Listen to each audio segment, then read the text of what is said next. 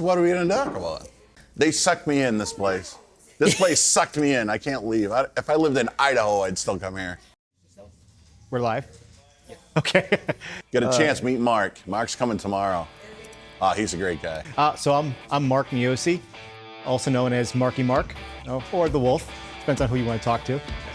I'm married, about 15, 16 years, and 2 kids, and full-time employees and everything. So yeah. First question is, as a first-time Hoka Hey rider, what does this challenge represent to you beyond simply completing the miles? I want to prove a point.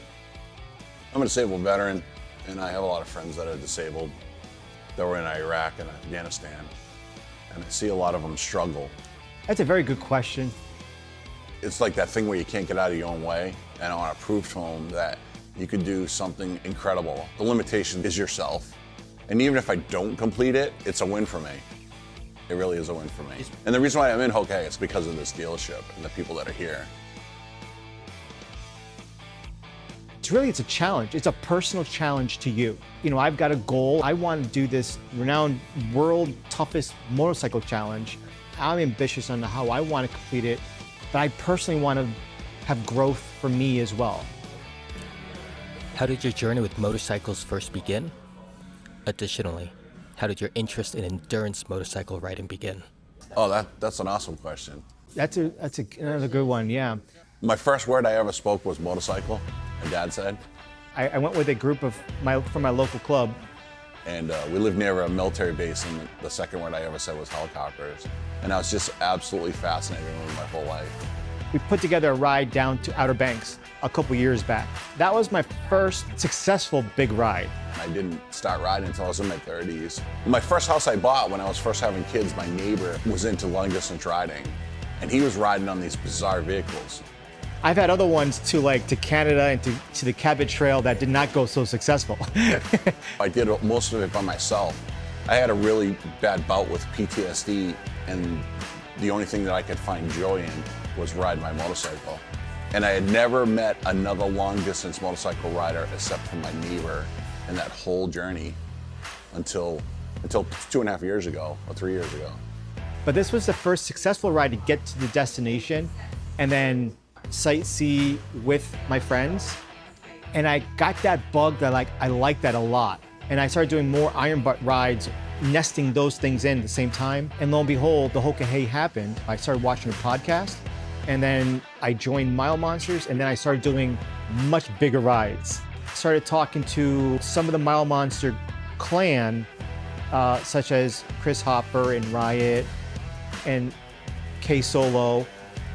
And then there's some other people like Alex and Nicole. Nicole, they call her Moosey. She's phenomenal. She won the Iron Butt Rally just like last year. And a lot of other people, not just Hoka Hey people. If it wasn't for them, I wouldn't be able to do it. What steps have you taken to prepare yourself, your motorcycle, and your gear for the demands of the Hoka Hey Motorcycle Challenge? A quote from Nicole Moyes. Nicole is probably right now she's the #1 rider in the world. She said, "Get the right gear, Mike." So through the years, because I didn't have any influences and I wasn't really connected to the community, I kept trying to hodgepodge stuff together. And the correct gear, whether you're wearing it or on your bike, is critical to being more successful. Okay. If you're on the bike, in my opinion, if you're on your bike and throw your legs over it and you attempt any of this long distance riding, you're successful. Gear is important. I learned over the years, you're gonna have to invest, you slowly buy what you can. I wear climb gear, pants, jacket, all the time.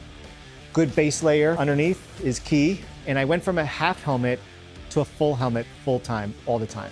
And then outfitted my bike, it's more so about convenience. There are things that make things easier for the ride. Number one, I can't go without my Wild Ash cushion. I think we actually sell it here. All right, so the Wild Ash cushion is a must. And then second biggest thing would be suspension. Front and back suspension is key. I can't thank enough for Legend Suspension is one of my sponsors. They got me all outfitted with the front performance and the back as well. I've got great lighting in the front by great sponsorship with Denali Lights. They're by far one of the best, I believe. How have you prepared mentally for the uncertainties of this ride? especially the fatigue, isolation, and weather? Mentally, I'm coming to grips with it. The mental part is something like I'm constantly learning this piece. Now that we're 3 weeks out, where I'm preparing myself mentally for it. The length of time away from my family. It's going to be immense suffering. And I'm used to suffering. And suffering is the human experience.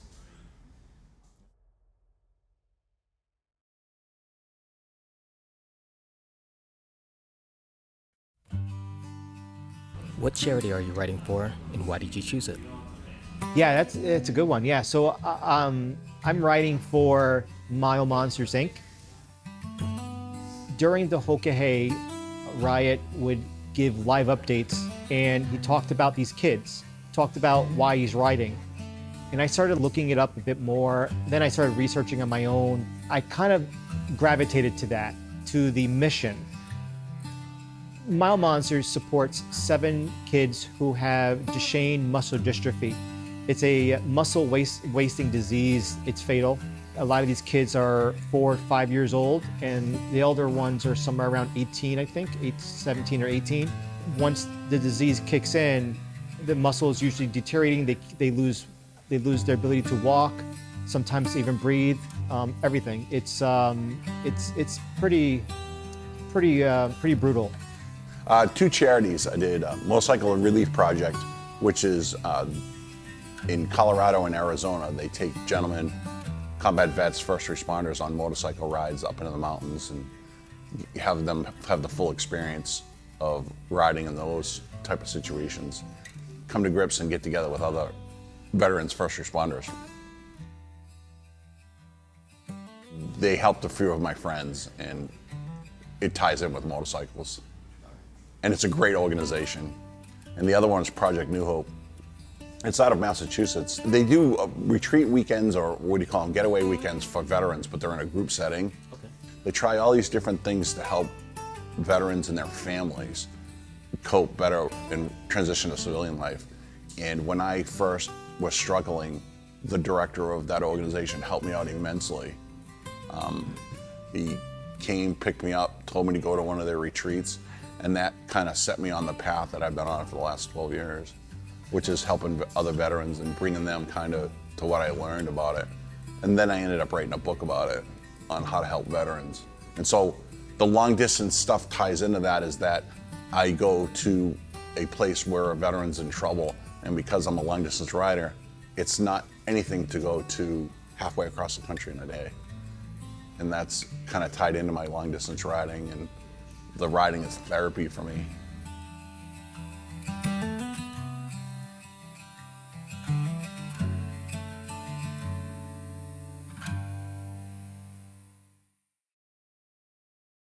After completing Hoka Hey, what do you hope the experience has taught you as a rider and as a person?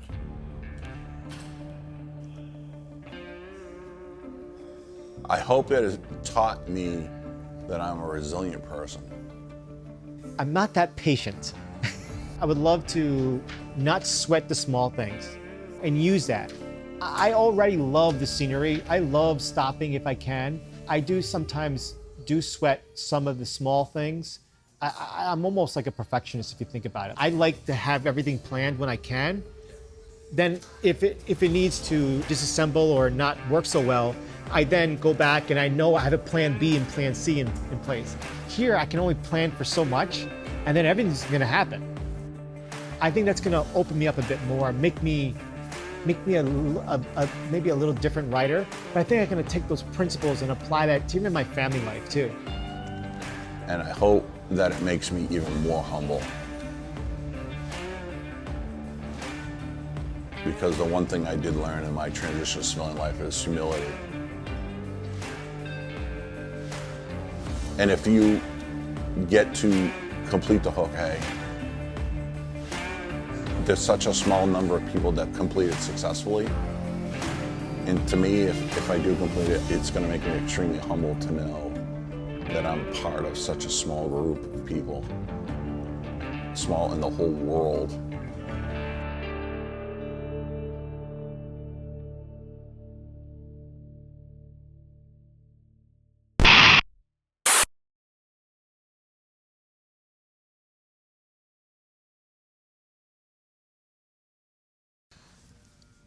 It says on the shirt, you're worth it. Never give up, never quit, man. All right, awesome. Because I had a time in my life where I wanted to quit. Never again, till the day I die. Yep. Never quit, man. Just keep moving forward. That's awesome. Thank you. Thank you. Thank you very much for the interview. Thank you. Thank you. I'd love to get a tour around your bike and see the preparation. Yes. Yeah, I would love to do that. Yeah. Cool. Thank you. Thank you.